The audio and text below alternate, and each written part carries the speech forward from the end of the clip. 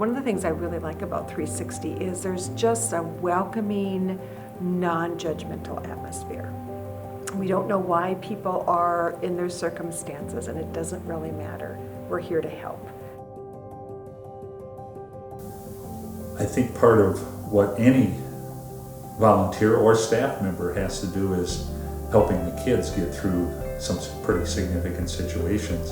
And I think it's also important to help the kids understand that not everybody is out to hurt them. Our whole purpose is to make them understand that there's a lot of people that want to help and love them. There's always hope. There's always a way out. There's always a different route. You know, you just have to find it. We're going to think of a person not in categories, but from a variety of factors or levels. And we don't have a prescriptive way that we necessarily do our work with every single family. It's very much based on the needs of that family and how we can help and support them. It's a place where you can come and you can take a breath and you can talk with the people that will help you get refocused on what it is you need to focus on. Everybody had a good message. And so when you had to go back out there, you went back out there with the feeling that it's going to be okay because you had good positive energy. You got positive energy. So to me, it's like finding, you know, an oasis in the middle of a desert. Let me put it this way. This is the type of organization my wife and I always dream of having to help people way before we moved to this country and were in those positions. The families I work with are not just my job and just families I work with. They're people I want to see succeed in life. And whatever I can do to get them, to help them along that journey, I definitely will. I think it probably is in the hiring process at 360 Communities, and I know for sure it's in the training process on how to have those difficult conversations with families and still retain their respect, their dignity, their sense of value and self-worth. Some people have friends and family to rely on, others don't.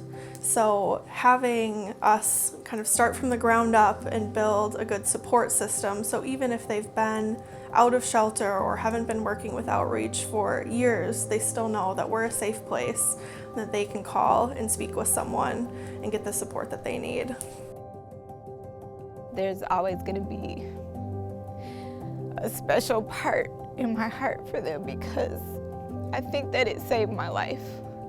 Being there taught me what domestic violence was and gave me tools to use to move forward to make sure that I wouldn't be in a situation like that again. But it really boils down to the intention underneath. If it's really that I want to know you, I want to be here for you on this time in your life, that gets conveyed. I think that as we've reflected on why do we get in, I think it's because we stick to believing it's about the relationship. I mean, it's so holistic. It really is that whole circle of a person's life and the experiences that a lot of people have. Every solution is unique for each child, and when we have large numbers of students who have needs and we try to do one thing because that's what we have the resources to do, we're only going to reach a few kids.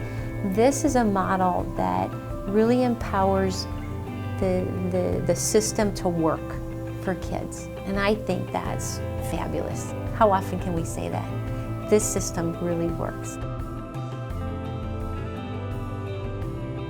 It's got to be a physically safe place. It's got to be an emotionally safe place. And I think that the people that are at 360 work really hard to provide that.